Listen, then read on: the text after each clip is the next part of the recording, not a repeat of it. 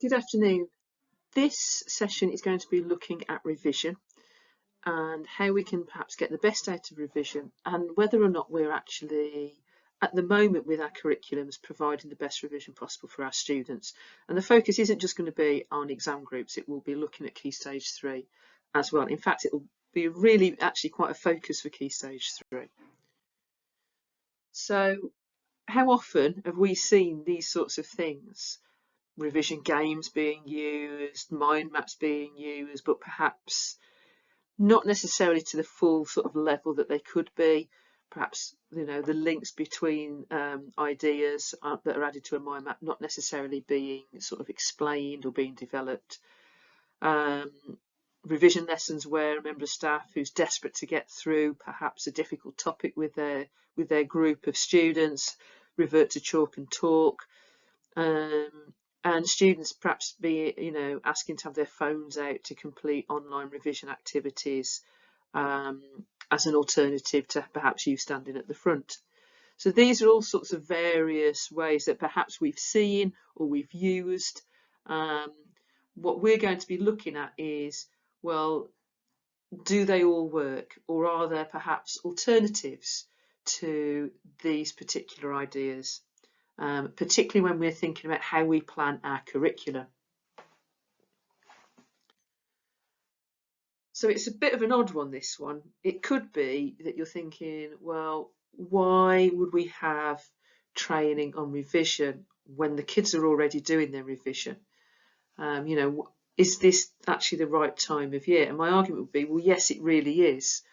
We're at a point where game time will soon be upon us. Year 11 will soon be gone or have gone in your school, and this is a real opportunity for revision to be part of the time that you have, to really look at it and to think very seriously about what role it has in your curriculum, if it does have a role in your curriculum, and what ideas could you perhaps bring that might change it and might make it perhaps more meaningful within your curriculum.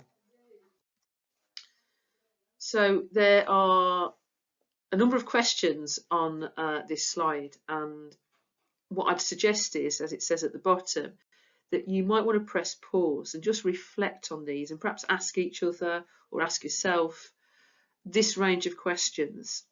Just looking at some of them, so obviously the first one, revision technique.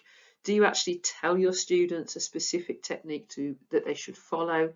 And if so, the second question is, do you actually teach that technique to them? Is it a one-off, or is it a technique that you return to throughout the term or the unit of work that you're looking at? And perhaps a third one as well. Do your students understand the whys and the hows behind the technique that you've asked them to use or you've shared with them? Do they have that metacognitive understanding, or is it just they're doing it just because you told them to, or it's just because, well, that's what we always do when we revise? So as I say, there are 8 questions there. If you want to press pause for a moment or two, have a bit of a reflection, have a bit of a chat, think about how you would square up your curriculum to these questions before we move on.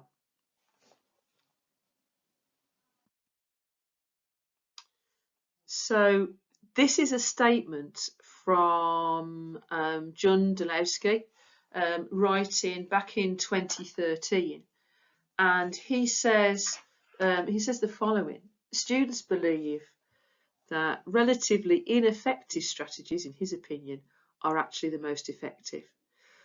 Possibly because we've not always focused enough on training our students how to go about learning content and what skills will promote efficient studying. Okay.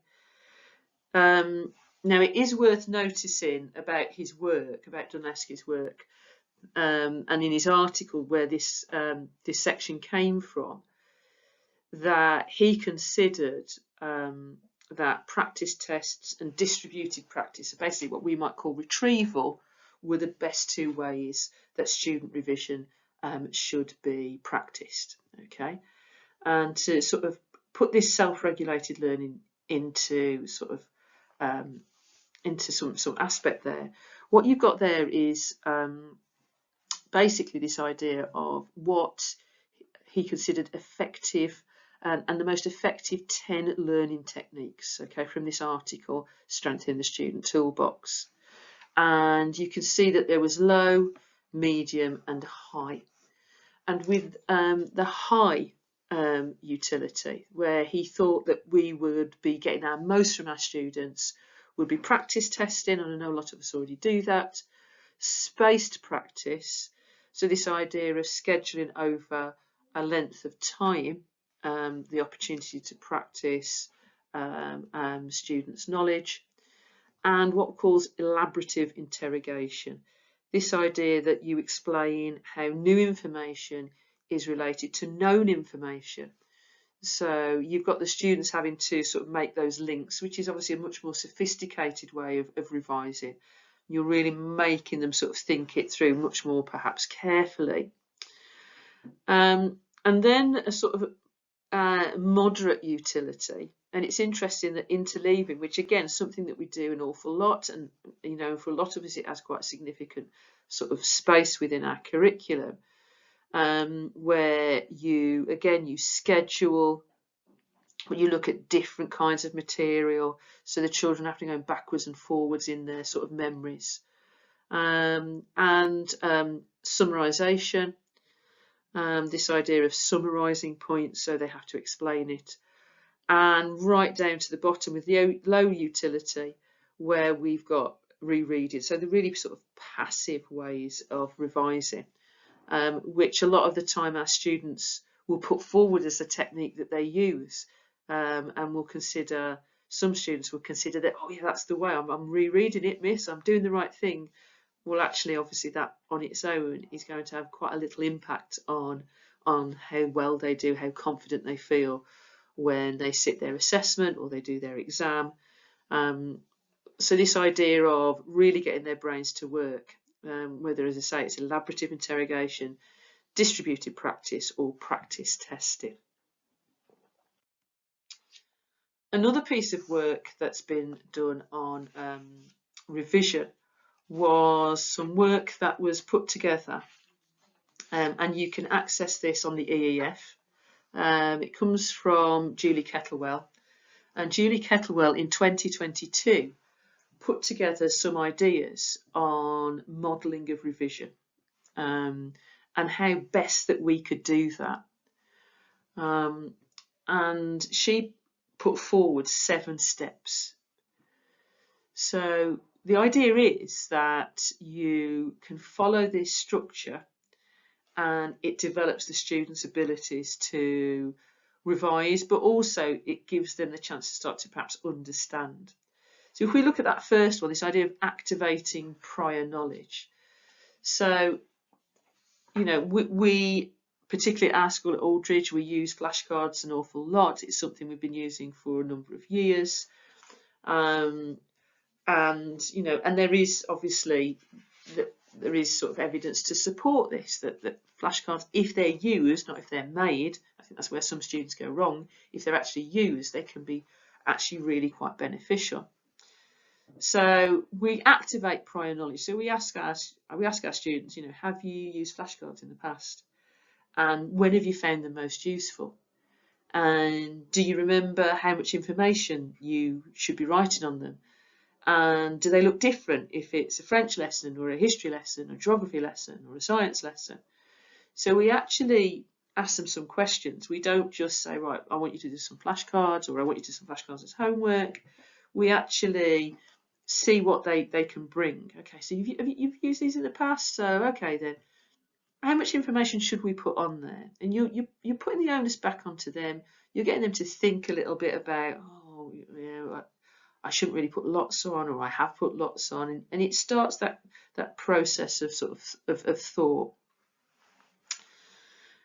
And then as the teacher, and this is really important, you start to provide specific instructions, not about the content that they're going to be covering, but about how they put these flashcards together.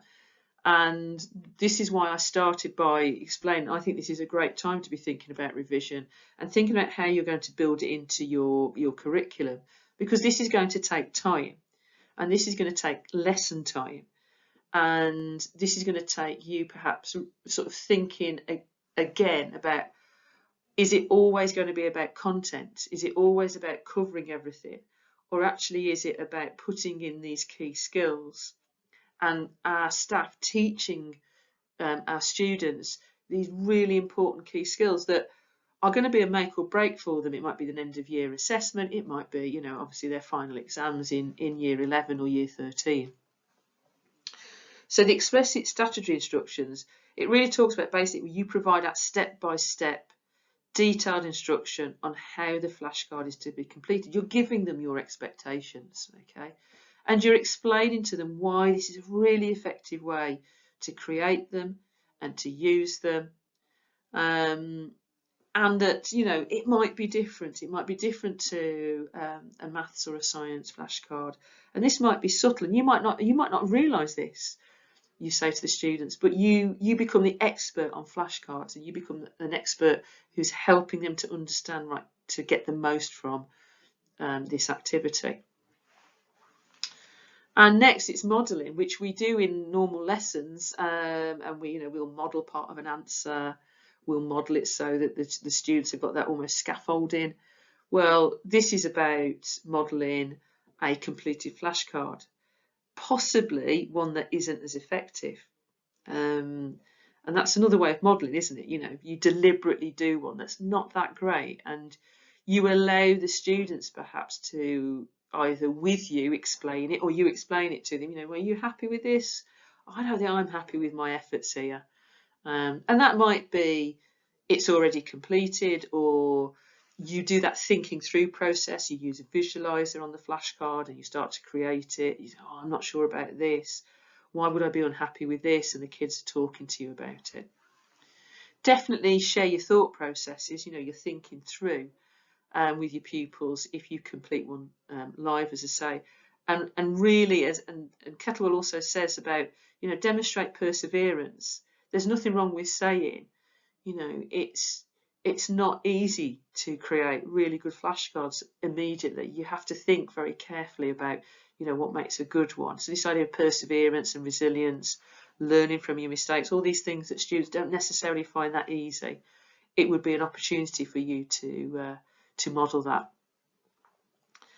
It might be you start writing on a flashcard, it's too much, or you've dropped a card from a set too early, so I don't need to learn that card, I've already got it in my mind, so you're a bit overconfident. You can share all these mistakes with them, and and model sort of the alternative, and that's allowing the students to get sort of, you know, to start to see your thought process, and that's the one that you want them to share.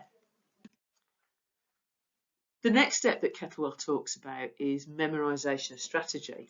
So it's getting them to show you that they understand what you have been putting together. So it might be, as Kettlewell said, you use your pairings.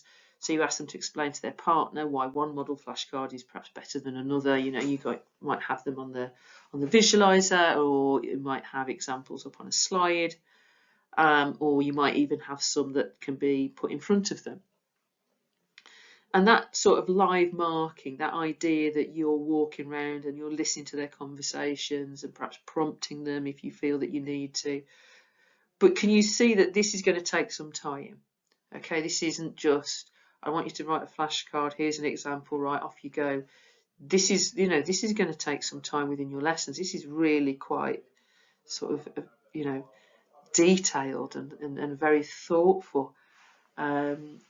Guided practice, so give them some partly filled in flashcards. We might do that for written activities. We might provide some kind of scaffolding.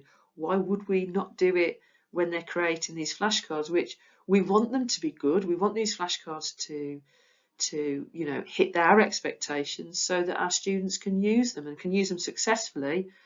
And then obviously if they're going to use them successfully, and they get some great assessment results or test results or whatever it might be, end of year exams, they're going, oh yeah, these flashcards really work. So, leaving bits out where our students need to fill in some missing words, or perhaps then moving on to provide a list of keywords to them that you expect to see on that flashcard. Some pupils, as it says there, may need the keywords for a subsequent topic, whereas others might be able to do this themselves. And that's your knowledge of your groups, isn't it, really? That's the knowledge of your individual students, where you might be providing slightly different ones, particularly as, subjects like history often are mixed ability groups, and we don't always have SETI groups, especially at GCSE. And then the independent practice, and I guess the one thing about revision is we only know it's successful when we test, and that could be that doesn't need to be quite formal at this point. It could be students, on their own, just self-testing using those cards. So you provide some form of assessment. It could be multiple choice, it could be like a knowledge quiz, and the students start to work out, yes, these cards worked, yes, I could remember, or I'm still flummoxed, I still forgot things. So it's providing that independent practice so the students can start to see that the work they've done is successful or needs to be improved. And then finally, structured reflection. So they could be on their own, possibly pairs or small groups. And it's this what went well and what would they do differently, so sort of even better ifs. And looking at each other's.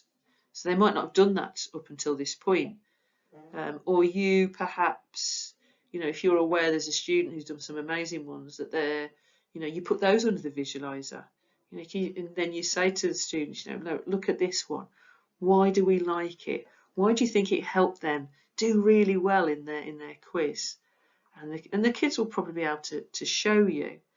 And it might also be that you say, okay, so for our next time we use our flashcards and we're starting to create them, I want you to do a different technique. It might be we're going to do some colour coding. It might be you're going to put a little symbol, so it's almost like dual coding. But you're encouraging them to sort of own it a little bit. And I know from PLC meetings that we have conversations where we're saying our students aren't as resilient as we'd like them to be. They are a little bit sort of nervous around sort of putting themselves out there. But this is really putting the onus on them, saying, right, did it work? Yes. Okay, why did it work? Did it work like perfectly? Do you think we can make it better? Right, what have you seen today, under the visualizer or with your partner next door that you might want to try? And the idea being, of course, that if we could get this rolling at Key Stage 3, before they even leave Key Stage 3, forget Key Stage 4, we're going to have students that really know what works for them. So we don't have that time wasting. We don't have students, perhaps, maybe we have students that aren't as nervous as they approach assessments, particularly as they get older, because they know what works for them and they've proven it. They've proven it, they've reflected, they've polished, they've refined, and this is what, this session is trying to get you to think about. What a lovely place to be with our classes if our students have gone through this process with you, that you've given that time over. And I think that's the other thing. If you're giving over a lesson time for this sort of set of activities to get them to this point with creating their own revision material, that sends a message to them. This is really important. And you could ham it up. I'm giving over, time. I could be teaching you about, I don't know, a Doomsday book. I could be teaching you about castles, but I'm doing this with you. Can you see how this must be really, really important? This is going to really help you. It's going to make your life easier. Okay, and I'm going to help you along with that path. I'm going to help you get to the point where you know what works for you. And I think that's really quite powerful. What you can see there as part of this article from Julie Kettlewell is just a diagram, really, just to sort of help you understand it, but also with some examples. So you've got that.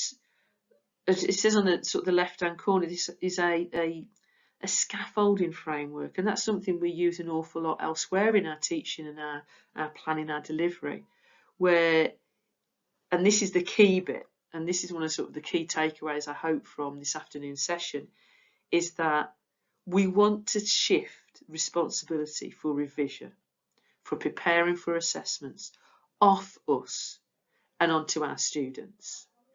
And especially if we can get that thought process into their heads that it's their responsibility, because we've taught them, we've given them those ideas. It's a bit like exams, isn't it? It's their responsibility. They sit down at that exam table, it's their responsibility. But it's their responsibility because we've given them the tools, we've given them the means. And so this diagram is really quite a nice way of putting it, as it explains to you. The orange part of the bar represents the pupil, and the turquoise represents the teacher as in input. Okay, so the orange is the students' efforts, turquoise is the members of staffs. So we can see with the first step, obviously, it's all on us. We are sort of delivering it. We're getting across the activating. We're getting them to try and think back. Okay, so yes, they're doing some stuff, but not a lot. But then as we go through this process, and you've got some examples there as well. So if you want to press pause and have a read through, but you can see that by stage 4, memorisation, we're about sort of 50-50 in the amount of input we're putting in and our students, our young people, are putting in. But from that point on, 5, 6, 7, it is shifting away to them being responsible, to them putting the effort in. And that's partly what we want from our students when it comes to revision. It's on them. Okay, as long as we've provided the groundwork, as in stage 1, 2, 3, and 4, it's on them. And I think that's why I really like this diagram from Julie Kettlewell on the EF, because we are, as teachers, we do a lot of work and we spend a lot of time, and there is this argument that our students need to be working the hardest in the classroom, and I think with this you can see that they do, and that's another reason that I quite like this idea. So here's a question for you. When to start revision with your students? So I deliberately picked those two images. So we've got our Year 7s coming in September, and we've got our Year 11s in exams, or our Year 13s in exams. So when do you start revision? And if we take the example of Kettlewell, what I mean by when do we start our revision is, when do you start really sharing it? When do you start giving them advice on how to do it? When do you model to them? Greg Thornton, who put together a chapter for a book called What is History Teaching Now? Okay, which I heartily recommend. It's got different chapters from a range of different teachers.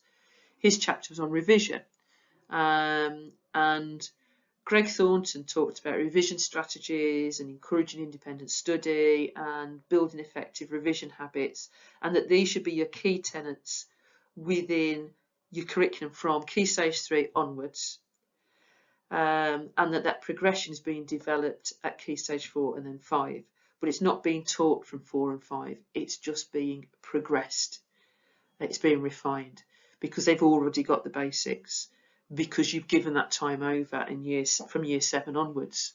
And again, that's why your gain time could be used to look at your curriculum and to think, right, do we want to make life easier for ourselves, for our students? Do we want them to feel more confident? Do we want to see natural progression? Because if they're revising, what they're putting hopefully into their answers is their capacity, is what they can actually do.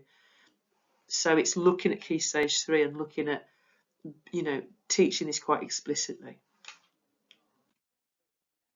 So another pause moment, but Greg Thornton recommends that there's a number of questions and prompts that you could set yourself and have a bit of a think about when you're designing how to integrate revision into your curriculum. And I think there's some really good questions there. And I don't no, and I might be wrong, but I don't think it's necessarily at the forefront of people's minds when they're putting together curriculums. They are perhaps more thinking about the topics, thinking about how to sequence these topics.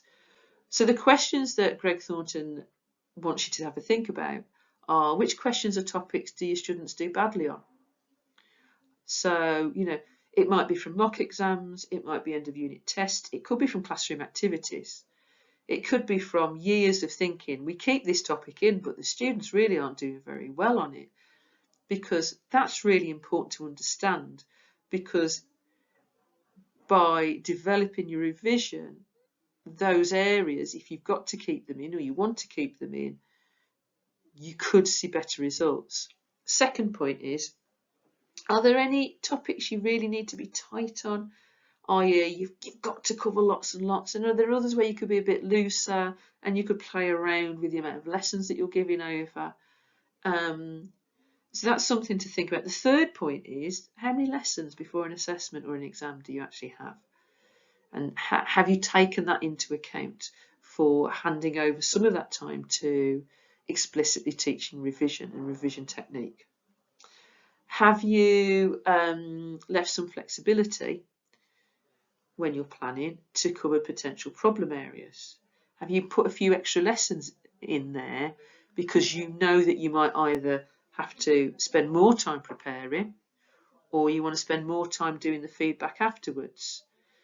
Well, it might be you want to give more time for revision, or you want to do a specific revision lesson, or you want to remind them of a specific revision sort of method. And then finally, this idea about spaced practice and retrieval, how do you utilise that? Talking to some colleagues, talking to a colleague at Q3 Tipton, this idea that retrieval is always going to be a mixture of three things: short term, mid term, and long term. Short term could be a hinge question from within that lesson or the previous lesson. Mid term could be a couple of weeks ago. And long term, it could be, right, it's summer term now, I'm going to ask you we're going to have questions that relate to the work we did in term one within the first half of the term.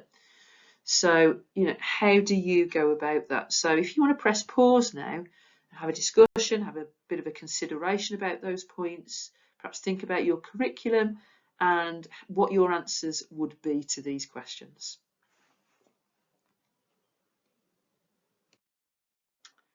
Okay then, I always try to provide some kind of strategies and some practical ideas when I put these sessions together. And so we're going to have a look at a couple of ideas. And the first one is knowledge organisers. Now, I know that knowledge organisers are not a new idea, and I know a lot of us use them, and I know a lot of us have spent a lot of time producing them. What you can see there is a knowledge organiser for Kenilworth Castle. Actually,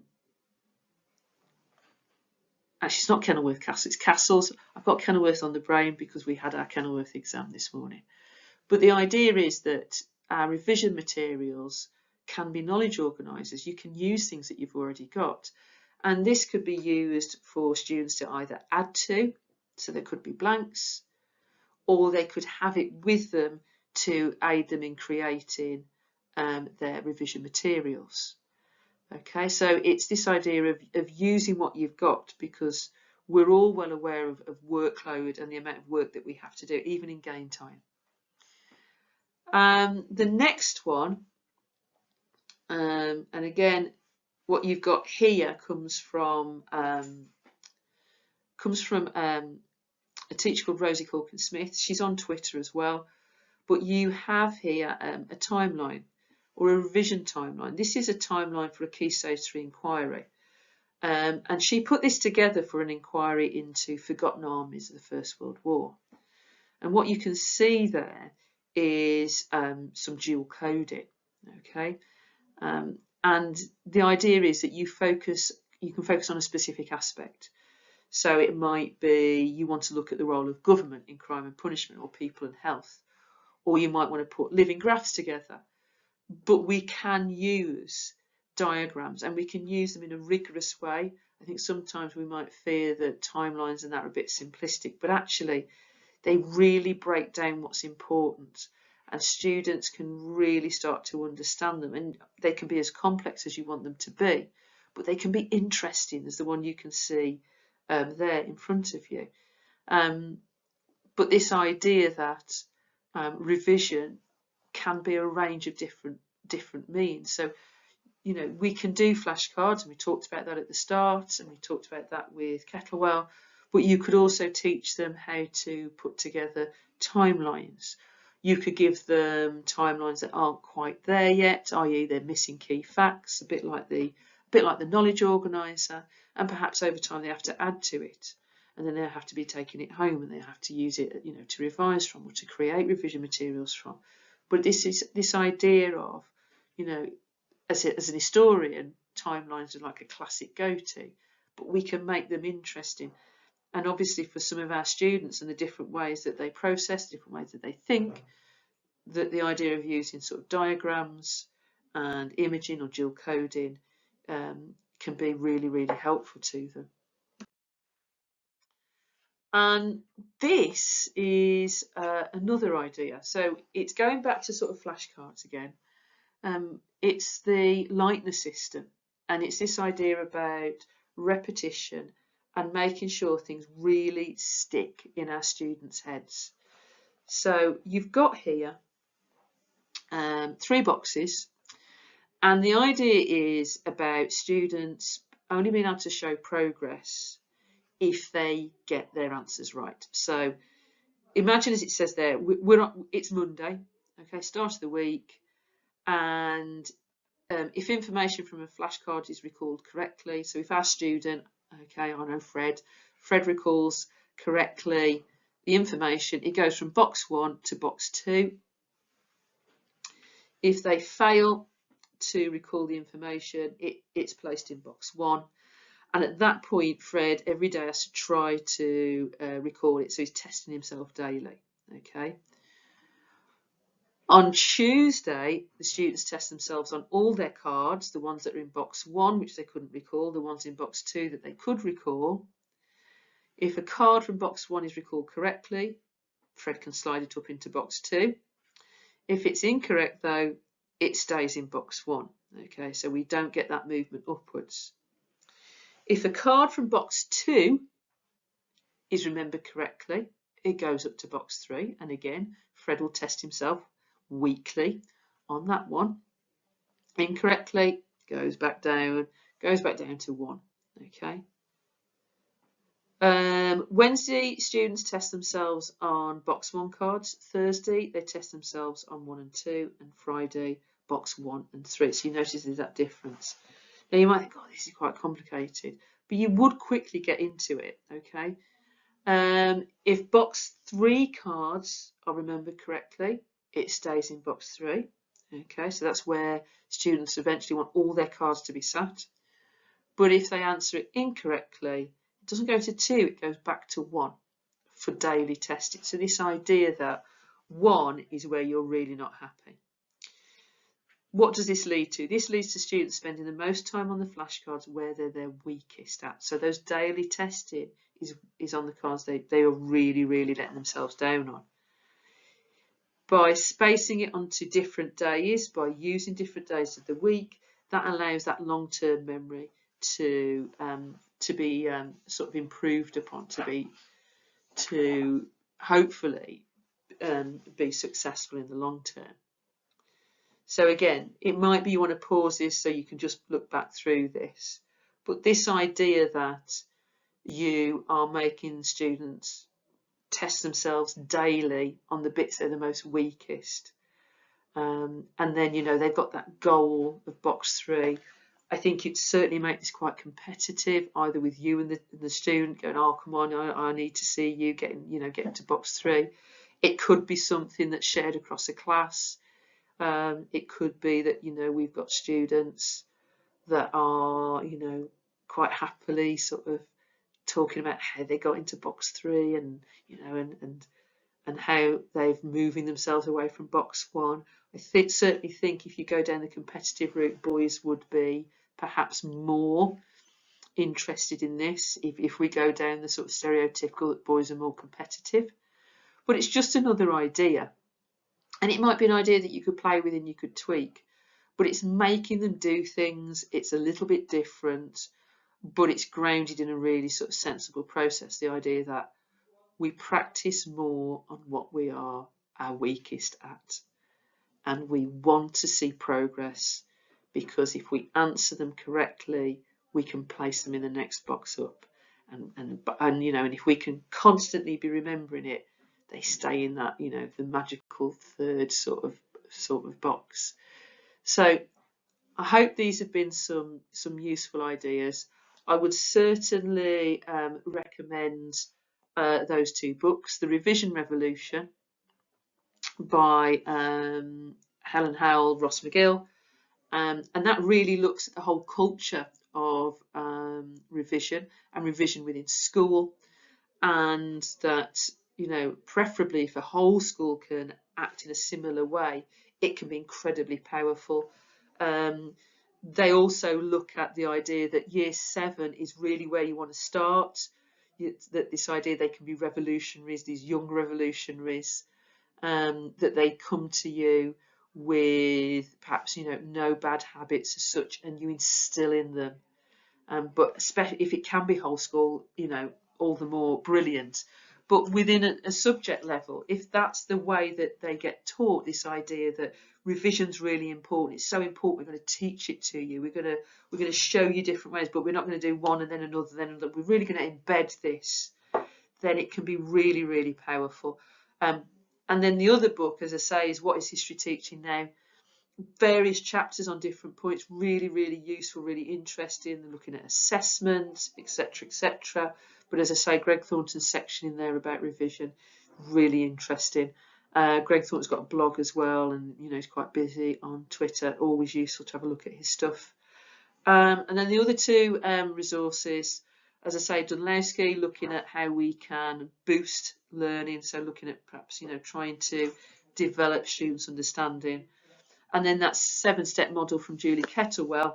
If you go onto the EEF website, which is like a treasure trove of sort of various ideas, and put a search in for that, some really interesting stuff there. I've given you sort of a flavour of it, but she explains it really well. And this idea that the onus should be on our students, not on ourselves. And that way, I suppose the other thing is that when our students go on to study leave, you know, there are no excuses. They know what they should be doing. You know, that intervention from you happened in year 7 maybe, and it's just been practiced upon and practiced upon in whatever way you decide, and it's been, you know, it's been built into your curriculum, so that actually that turquoise and orange bar chart, you know, the teacher section is minimal. So anyway, thank you for watching and listening. Again, I hope it was very useful to you, and you know, have a good think about how do we build revision into our curriculum.